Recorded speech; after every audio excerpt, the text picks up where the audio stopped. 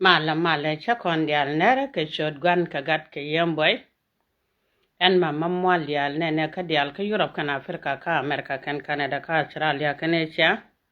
nere don men go pan ga kan bente o kala ner kan dar je kanya kwar mala poskon wana dial da content a wala changa janang ra wuda baraw ka payin ba rawdien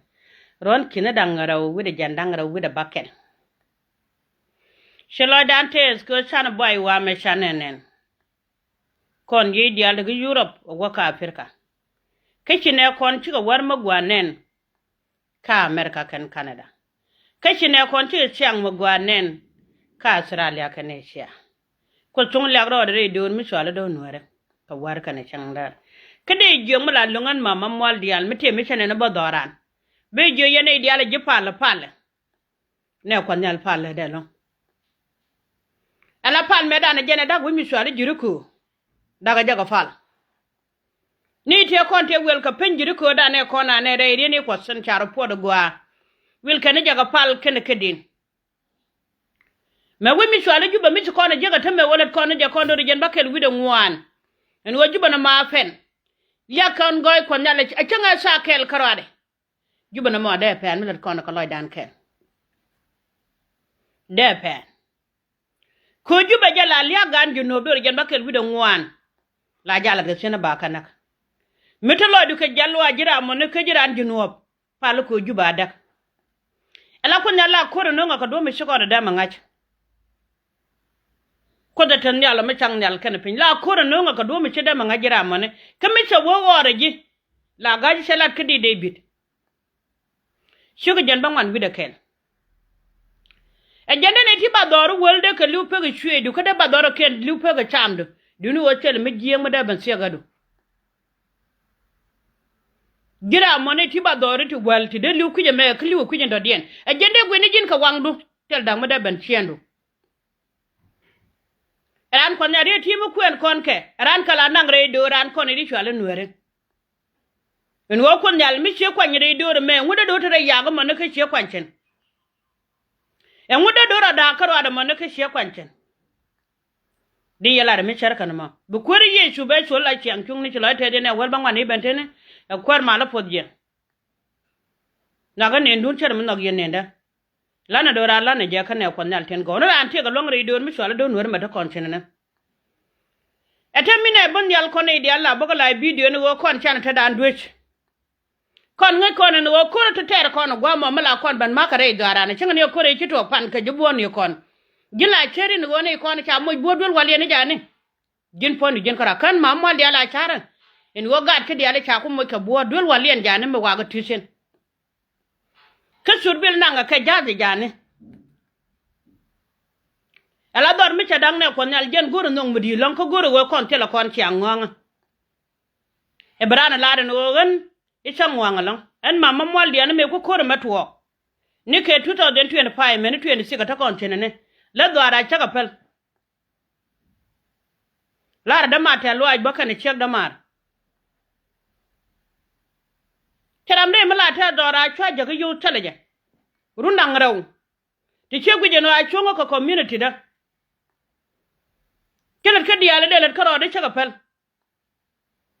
Ene dine community. Dine do ne ko nyal ten go. En wo mete kon yeme te kan de win medan. Akona ne re wuje me chwalan ken tolkan kai chai ne ken. En re wuje me chwal ko ma tolkan kai chai ne ken. Nen kon go wulang, nen kon kana cher. Eme wi mi swale to potiko nen medan ka dol ti rachen. Wi ko nya tiana ko kien, men yu doran la wojen tere mala ka pan ga bono no. Menen kon ken wo ken nyur ka gwa. Ngumele kon ka chala dor. Ko ngi kon ne jagran konde, we may yerbe no bejak, ina dor bejak. Mi shi ko na bon yalla no chana te na kon duch. Lam no ka guji gad kon tele ka dolwa. Dolwa le da lokal bisu ba jiran ko da man. Era lekele bisu bana. Jene chelong yene chenga dan mi chere kete mi jin chemu taga jallo ay ka don nuere ran kon nyal bir kamal nona tendo chana gad kon chana ko gul jara podon goro ba kon som na ken nyam en wo widana ti chunga ina gwa cha che no ko che jodo kon ka por garam tin nyen wana long ti cha lep poram no kono poram matisina sumne tenusin sumne tiran kos ba we gwanan be wala ente go mission na long tar mission na kanya da metod me chwale nya jeje ne kede te lo ade la guru meton mi chwale bol jwa kon nyal po do bol ci ladan go agorke we guru nwer kan wan che jak kine da la wala da moyis e ko kon chien wan la nwer kan wan muji ci kwar male ka mi ka muka doran kon nwer kan wan en lo da te da lon ka ga nwer mi ci dor je kinga na nang su duwe lien ena nang ko wojen kine te ka wan ko ne di chwale nwere ko la da mama cha kamrar bala di gan nga bala di wojen ni ga nwere ku je kamrar ka panga la ne je ne kon nwere kam jarar ka bintiu la de jene kon wore kam jara dor ji kan la ne jene kon wore kam jara dor loga la ne nye kon wore akwar mala podje te ka tar me chakula no lon kan ya jeje yen go win mona mane kon nalten go ko ne diale chien no en wo kon bo kon daga la video ne ka war kan changdar te ne ti apin ti chia goro la ramadan de nang nyal te ne ti apin jeg ne kan jen wo kos kanana a he cha kontet bi chelong no mama mwal diala tene duno are te ga den me to ga jala de me bangana luye na ka wal la de me to ga jede wun mi chwala shol ba nang de la te lo ajelong kon me la wiye ka de baba banga je nya bile gura la de me cha ko la de chemu chwala nya po ala wo jine duete na to ga duolo duete no an bi kam yoka ade baba ma kali usole chiman jito pia bile no to ka ke jo chablo nga jo la ne ja mi chen no ko pije no jalo du ko di do ru de yogul ni ke 2014 dalar ye ni di ala ka de baba chenga ran kana madwas mi shawa nang da wech iyo mi chelunjak baka ben kwen general te cha kam duor be je no be chuon me te jilat kat baba baga chal kana chere nya rai gai kamera kan marwan kono ideal yi kwer man ne ngoro le mene kana chere kono ke Europe mere ka de ko nanga Canada menye mare ko kende kan ben ko chung ko non kora ko chu chong bum ko wenwara nya dot ko te tin ni man ni bot ko ta ka Australia te ching mi sala mere nya bang do sen ken kon ni dang di te che je bajare je kan kon ne te lor gan ma chara bana gadian ete me chebe ni yu te kon gwara tol na kanga en me chebe ni wije me te me ni mira na guje ni mama mo ali ala yuru la lon ka media i wa kam na gage chini de kon te la yu je ka ko mi tiran te la pun la lo ni jin dogo bar ken pujira me che jana ko yu mi ti jaga na ka ga lo nor bana goran ka lo nor bana jaga ja mi ti jaga pan ga ba lo na pan ga mi ti jaga je kan ba lo na ga je kan kana me jaka ita la gwata sen ramu de goro chin mi yu ga je ka ita la po de ka media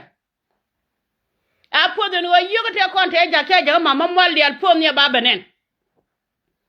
ko chukus kon jogre ni ko don wala tubu soga jakala ara mi po de no an tenga da ne che yo ka jaga mama mo ali al ne ka ita la mitechin rasidian jene jang ne nya mi cha pos bukula raj kon medan kane to da la raj lok pinya ne ka cho le chol pin man ne kon cha ko let kon nya mi chwale nya kiret gwandong kenya dango gusur ka gan chwalne chur sane chiangwang ramata ka de rami chita ka wajina ne chwale dime de ne nga ko kon chur sane ala no ganu gwa morola tara mu de ngo kwede no na me chima mamwal di ale che nang chede to gre te ga kan ko dange ke ye chura kama me chadong gwa chop tina de cha ko dong ala de kare dong da re tet ka lo ade mi di da long de jo yene dial te la no yen chol pi mai dial la ora pin yar ka dor de jo mi jin chieng wera mi sura je te mele de ka don wera chuja pele ko diran ko na me mi cha gware riam dan ne di che je ko cha lar no che te ne dan pan kon e te na wi mon ke lew ta jene ne kon hunu chwale jude den cha kwanya la kur mi din moram yo chwa mo ke di lo ayi ni jena kwang ne korani je chukar so kajin me biya logo baji la dior mani akuri ye chuku to chala dior ne konal go ran la an ka da biya ye chu kan da kana yara ka we ye chu me da kono pala gan ngad na gwana ngani jen gwa mane in ran te be garon malalat ka koro chu la da bana me be pel mi she chara pikke chu kutung ta kel ke ji la te da long yene diala tene me re ji la da te da ye kon dal pode nya ka ten go mane dal ka go nya bur juk de ma la de jerel go ra da gad kan da ga ne duna wer kan chang da ko tung ta kel ke wana ka won nyam dai doran me chen me bietol kin cha ko non kan me dial gon diala non china man pala ka chin wuna pala ka chin dure cha ka ko nyal kiraro dem la go be lungu me suga je chabuto e kwar mala podia kwar ye shukru so cha la dor e jene cha jung no ye shukru so me tuka jwaji je pa ni nado che long bi lo bulunu mala kwar kunu tijja nane ne ko nal ten go cha won longa me lel ye chuti dini e long kunu bi lo bulgunu cha bi lo bulmugo ke yisruel cha we jen wo je kuti je gara tin ga je iyo yene diale kwar mara kula tilate da run nyale le nyada ala wo yene diale kwar mara kula yir mi ta kula waka gara na mete wale yo no Nigeria bi shuga kwar ye chula war ala kwar ye shukur so kana ga amane ja ke kon te to to dial panni na kan ga mi ju kun dale fi kilet ke shaitan shuga mi kun dale fi no jin bi don mi shala no ri biele daga aji kwat ka war kana cin ga ma ga mi to ru bi jikwit ka shuga ka ja ala la te da longa no ci won mi shala David chalat cha wogan cha kula jo ko David madam ko de kula ba palaje ci har na ka jo palaje en mi ko danga don bu duwer ka di kana kwaj lwa ko nyal be bantu do lan kon gadi zuru la banga pala ka ba kwida kwet ngo kona logo de kon kus en tele ja lwa karam ko da tele je lwa e de won nyude duwer mata ce ne teme lwa je no cha dalat en ngaje gwantara ma ngaje gwantara wun mi chola ma kwelu da su ga nuwer jang boro ti e ken jetara jang ngogo ti e ken jetara ka jang go real ti janga wili ga tin ko janga wili ka ladan wo tune nyenya nore e shan kwa kamera de kam ne jabom koran mi chema gwala daga tin ka tare ti fete ad gudu chola parom ki ta doctor ko nyi ga tin kan jeta haram ngai gwanta da long mi chu ko de jon wo jeta ru kan tin cha da la ne ngate ti gwanta da nuwar mi chara kanga ma ne su kala na kane re ga mi di ma kel kon gada ke nyumar ke nyada de joni ye ya ko nyam ga nuwar bai ten ga talwa yira wada de wa ko ga duan gega ga duan gega te bible ba kam ye mala lat ke ko te rin ngwane mo ke jealous chane nen pa na ke media iran kairar ya ga duan gega ri de me we ke ya kishilo de te de lon ko wale la chi an ko wer ke pa so ro ko ndi ali chu ba do lon di ba ko do le yo ke ta ma dang ni kana to pa so ro ko ndi ali ti ke chu pan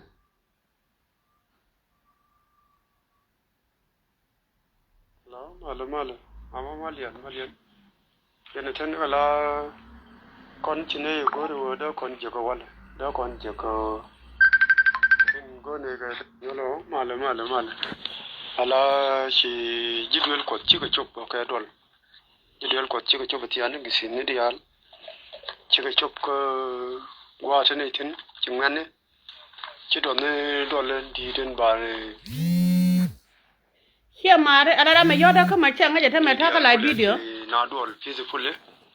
la ngani jan chine na kya ga je media chlo di ente ngwe gan me jobi ga ben men raja mo kuli choble ro yen jin mama mo dial bi raja me bio la ni de kon kata kon dir bi chine jin da yen la ko da yen ni me backup kwana peng ni na ala wo channel ngan wo eki jilwa ko dial ko ne di chwala ga do anga ga chiga ben jilwa ko dial ko ne di chwala ga kiri ga ben ala kir nyang ya ga do kurun na kanti ni ga dan wan chi ku ben ken ne malongo chuka na mayut na charkan wulam cha ya gagra ar chi da mi chaling ya lwa ni dial ti lo ra ne jegu la ni go changa nang me changa dan ala li ala pal ka ne je don wore ngara na ga liwe mi chugwa ben ko ben wore mat la liske de ko de kana ga la pal kirwich cha ga dawo tiam na de jo yen ga do ange ga wiya ko nyam chi win mon ke le unwar ka ngwan kilo te de mi chalat e te me cha chung chung ni jen wo chug duel me dagro de na ga do ange ga mari ka ro mat ke je kan mi chere me la da ga do ange ga ma chane lat ko unwar ka ngwan cha tu ga yen Michia madame Michia to kichi gizin the condial, pastor condial, dikan condial, chiga bana kwar mala podye. Kade jonya burju, gang dor kir, de jin gwa de jirel go de rode mala kire daran kon wari be don wari be chagaling gad ka baro dun kelen gene lung yana ko na ser medan gene lung yana ko nyang wota don wara teke medan gene gu yana ma walung no ko binti o gad bulu e be kala ro gad wange ga mo wa ka chu ko kon bulde kon mulat chu gu jada ne chala bim nam chu kanada jin chidin mi chila de jaka jet tiela jin dole me chala kang makana mene kang makana chila de ten makana medi ga de chila de te da re barada chila de te da long ko ji se chakan ikenyin je wen mon ko banang nyal chang de tidin mi kona ket chawa te loy de keun mi ngan ni jen kan ite loy de keun mi pai kan dweri sele wun mi che kude jogi shuba jaina kon dial bia wanne ka kod ala wun me bumba gad ka bumba ke wuni gin chela de wo kon medan me chu kon me cha kwara na torgele me cha naga cha wido ngo chu kon na ser chu kon dak gar me chi janglu nyana ser ko la chere ngo chu kon ngulat ne kon yal duor kel mi sira la la roda ka beriet kel karan rei tegada jinde jukula jogo gwa en kore dan e goyene kur kuma kur win mona makeli mishi bare darun keti amni yagan maju keti amni yaga dwangega keti amni yaga nore go be janglu ngana sara wala ti amana kon ka jamu wa ka nyoka juirar ka kwai lwa ko nyal ka chenga chere ala ka shogor ka pa yenga ne ko chungni de jo yen wori dial na me ko amu ko nguk go be adu nun ko nguk suna me yen pasoro ri wora idul na matana yen wagan mura da nyagan wabata ka right ka jiter ko gojana ela gadi rel medana kona nen tie mikana rule goke mishika rule na moram kele ci woche jone ram kele mola jabbo ka mana gad ka mana go ka mana bel ka baka na ka dialan kele brot kenya de yekule jogen don wora men gwa merlo du law te law ci gujene wori ga ten wori cha ju dorana ci dorando do kwala la do leni wir kwi jana kine ta bula dar kaji wer ka jang wer kwi jane be mal nu na me gu yene me chino tere riga e chi aka palia bu god ben ka konyal me bata kwa lo ka dor mi sare don wara la de tidi konyal ko da ba me kam ne dab te leb dan me kon me nore mo ne do che ba kam ne gan mi chungo pika lo do nore e chengi de ri ne cherka ne ka jil bu ko chungni ja kamra janne kwa lo konyal chi ke je en wo kon nyal bi yibbe picture mi lar no ken jete arun bi banga do kel biya ban ju dang baraw en ko lwa kon nyal nga je kurje chukurso kon nyal ken pin wud kel kan were la chere ke wundang baraw ko jur wud kel kan were la chere ke wundang baraw ne ko nyal wude pakki kon ko la tel wajo kon mi da kon ngaje no kon nori chungo kuidan gade kon la jel la maji la jel ga do la goye chere ga tan ko ngai kon me di ko la no ga Uganda maji di ci ngoro de ne ke de mi sel pek ka de di chere ke jil ka bu ko lang na ja gwato de shaka joja da hen la ko da la ta lo aja re bro la ko nyal ya ga lon ka dit ka be jo gwa di ni ko ra ka daga me da de ken wallo de la ya ga no bom nore me ko ben yo de ni wa ko mala ja ter ngan me ci juj ben kwida la go joya kon te jo gwa din ko la do kan mi chana wo joje kutung ne chon kwi gan ka je me chon kwi da pan ka motor je ko da la ta lo aje re barod en one diala ya garod ni cha ka nong mitin wan ka cha ka nong dei bi ro mo ko ta gin ting ti mai ka ti ga da la ja joy karam tel mai ka te dei ne ka bom ko nyal ci gun mi shala go liya chara la ga lon ka ga di zurwen ko jan che je go no jan ti ga bom dit go liya cha le ni cha ba ne ga dei bidan atom munu ko re te chere ala ka te ya garod te ka ne te dede ne na ga cha na ga chopo chu ko pon ka di albi pot ka dei bidan ni chi bom de ko cha kam ko kur ki rong point ko jan gan matot jan cha la cha da gan hore ka jan ya kala be bo le chi go le be ban tong nyam kon nan tik ko kan kon woro li ken wo ko ro ken da ki ko le ban ba kan dor kon di ba kan ka bandak bo ko chung na ka dak an ci la da te do lon ke wun mi chala gar kire chen ngai dan kon ne lo jindi jindi ko jin me dan jin panan mi di de long jin cha goy du cha ko le ya ga long ta chelo te ta ga da mi chele ko jite garin mu gwa mi chila re ri de du me da ne to arku ki wajin la we du we gurun la we logo la ja le biye ri chila ra gwa mani ta mare ri ne me cha balen ka ga ne chen ko lenga ja kon manda badiya ala wo ga da ne gar kire chila ro do logo mana ni sher me da madangan ya ba wo bade je ba nang chen gar kire chila da te ke je ala yan mata yan ku je ma chine ye luk dun ja ne wo ku ye ne la nak mun nak ye ne men ko da cha ge kon nuwara de yolung ne gwa ta jen ten ma gwa chara anda jak gun mi cherga ji wo jogen wo chen bo dora ko chen mi ne ko je duri chen bo nak bang rien mu gwa gwere ka wonyam ko kume me kele piche mare daga lada mala ken yam yene diala kon lenga jo me wudene yene no gwas me wajen brigadier general gat kire kat jen cha juk wuden chal ke mabordol gwade dane cha ga choltin kan de ni wor ki general ni wor re wit ke juban wo yene de yena panal kan jongle state de yen go control yen ga kabien mali yene no jen cha juk no jen dere we dere kuba dere je we ka jo dan chalat gwalo dere mai dere je yot no kerip padana chalat gwasa me shi brigadier general gat kir re ka chalado wonene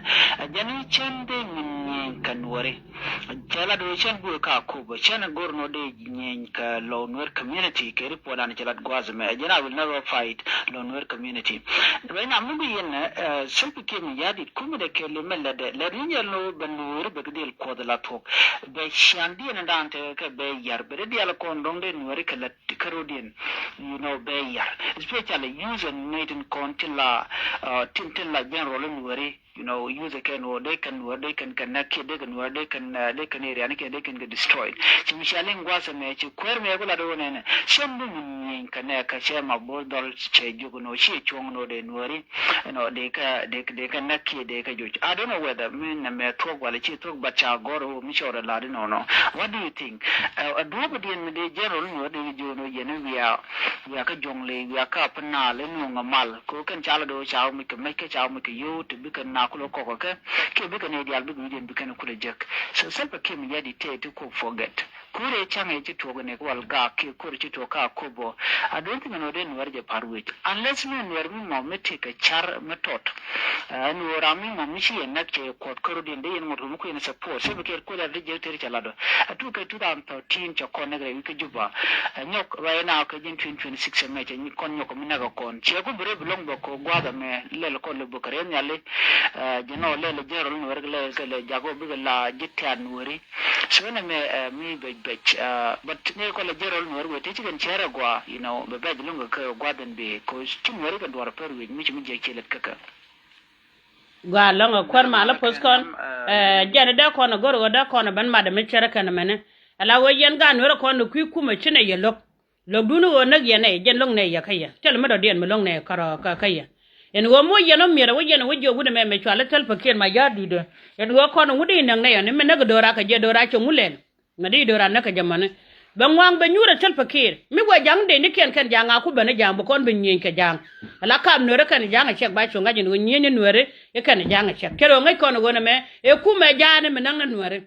ko chen ku me la ro me ku me kala ka wang ma dul wala de ne ga kulta ten ka daga dul gora ka wanga ti la ti go kimenen kon doran medan kana cher naga ka ma go bo ka garenya ken ok de kula chama cham naka ngi kon medan e che ban ka pan gak naga ka ma go de chama cham naka daga ka ma dul wal no kana cher ga pan gak kalan ken ma de ji ko kula wa wale mo ne kon jang kan jilan ken to kan gane to kwala pai mon me ne wude kele chwala pato do ne cha kan nang nyir jen badek gun mi chwala ma kwelat nyir jen badek ti cha nang tudu lien kan de kulta ka jang to wala ne nyiri jan bada gwar nyati an kan kwen tisha nang redo arien ka wala ku ka lelungu ku kan tapo ne jang ka cha ga nang nyiri jan bada de tek ka nak ngubra na ku le jaksana na de jo yen ga duan ngega kala de chalat kon yong dia le pe bo lu nei mi chalat ga ne ra ter ka rien gwa chalat ramuru aje gwa la de pin wo mu gwa chalat iye mu gwa nang jere dun belet ken kai ayoko we ramali agro da mo chene mele cha ngang na ayoko wa tel mele yen ayoko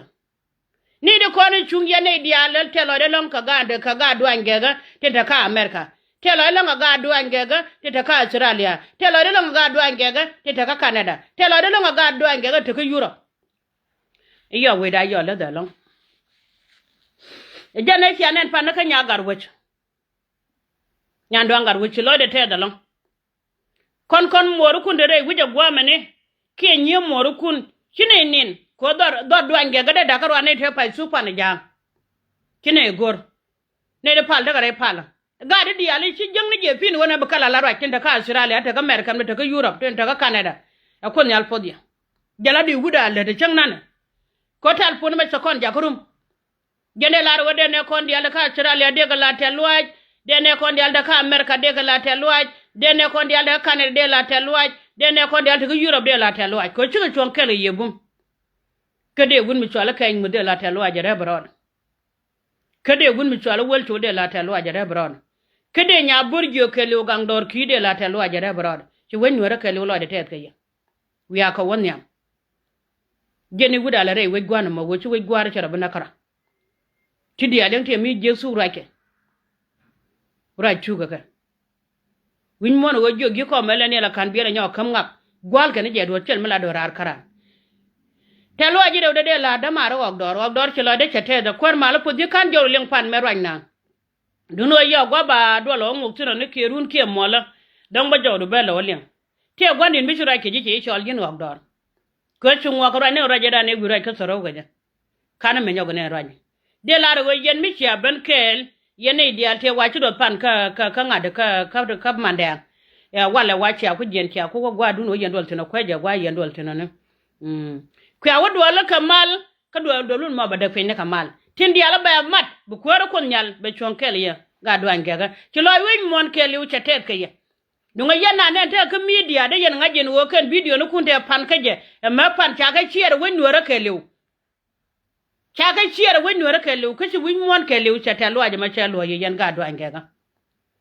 chetet lo aje mo che lo ye e cha ye chung che ne ka ta na do no dung ti let kon mi jere me ala ga do angega mo da mu gwa long re do nuare nana goida en wora jin mele de mu gwa la je wa chat ko de ne me chule na cher ka me chinga galen jin mele de mu je la ja chole ponche ai yo ga da ponchen ma mi cha la nga agoyo mo ko chung rem ne ja cher ka me chanen ka pan ga grab ko chung ne ja cher ka me chanen ka lo nuare ko chung ne ja cher ka me chanen ka benti rap ko chung ne ja cher ka me chanen ka je kan rap ko chung ne ja yani ko chung no podian dial ci lo de tes ke ne ndun babala ragat kon ta lo ka joge yi yen mana da badial contribution na gor kon ne ko nyal tum ne pay badak ma doran ben wana long ko bo nwana ku jani chen nwan ku dan du ku dan beta kamal bo chung nu ku jani ku jimini ku dan te kamal bo chung nu ku jani ku jimini en woken gat kon dial ngi kon tele kon ja tele kon muto nyen kon mo to de kon kala na wan ku ben ku ga balat mi jina mi tele gwa mi titin goran ma mal dia bi nyot gwala lat ken nyen kon gaja ci la de ten man da ba dial wi mon ci la te gwa da ba dial wi mon ko ro dan kep ko loy ken kon mo kon malat ko loy kel kana char kel ne kon nal ten mi kon long len ma kon wada ko kon nal ko kon pot ne kon wada ko juro ba gwa ma wan ne chane pot ne ko yen wada ka America wan yen ye pot ne ti ta kan ne da wan ken ta ko pot tin ta ka Australia wan ken ta ko pot ngura doran te yi jor ko konten ke sel mada en won ma mo ala la da ka la da nga ga la da ngu belon kono na ko kon mo ko nu nyur kel ka char kel ke no kel ba jigan woro me cha jak ka guru mena ma kai ke ro median ma cha jak wa ro median kwane mi to ban kel ke chan kel ko cha la ro nyin kuna da ka la no nyin ko lam na ka chom na ka chan kel kan ya la wit bi ga chu chup bi ma lon kana ko lon ba kana cho lon ya la cha la ro gwa de mi ti ti ne fale ibir ke jan la de no contribution doje ene contribution a doje e yo kwanda ka ban mat gwa kel kan dial pegen ko lunga pegen dia na e ka kwanda ko tubin ba ka chuja ka chan kel bi mi di long ma gor ko loy dan ba loy dan jaga te bi kan chu long tela de long ga da batar dia le ko nyal po de jon wer ka wan nyam re doran gen gan ma gwa long gen gan ma gwa yen chen chu ala mere le dien kel ma lat ko dial te yen kel man Elizabeth ai ka Australia ko nyal po dia yalan ma gwa long chanyot ke chamat ko da na mat kel chanyot ko kon man men we dial jipa jeng ni yele dien ke chino belet kel kanai kada la ta lo ngada men chwale jinin ganor le na wal no tukur la ne wa jaga ni ne ka ni ko tukur ne 2014 gene to gala da le dia le ne kele je akon yal pot bagad ganor ba chen no bonu belet kel ba ka man men wore ala ra la kap ke je nyal ten ko nyal ten go jira mi ko le no wal bram mem payra jejo bienyo wala ne malel kene ba lele ne kila de tet ke je ka tel ad ba ko man kam no ma kaman men wore dial ni nya chat kene group de kelew akwar mala foske kala na let kene ka nya jol eto kana no wala nya jol to go je no wal mi char ka tamene tela de yelon akon nyal podi yen nye ka dial go yen nye dial le na ka Australia ta tere nya dan ko attention to go je no wal me ko to ga na ser kana fal kena wo ba go gurati ko lan me mala ne me chen yuru kam ne gitsin ko la nang ni yiyo ko jela de goran ko na tel mi jakon tin wo daran mi chete re ga chana re ga me chane rut ke je daran dial e ko chung na kana ko doran ta kel ke yen dial ko chodje cho ko no de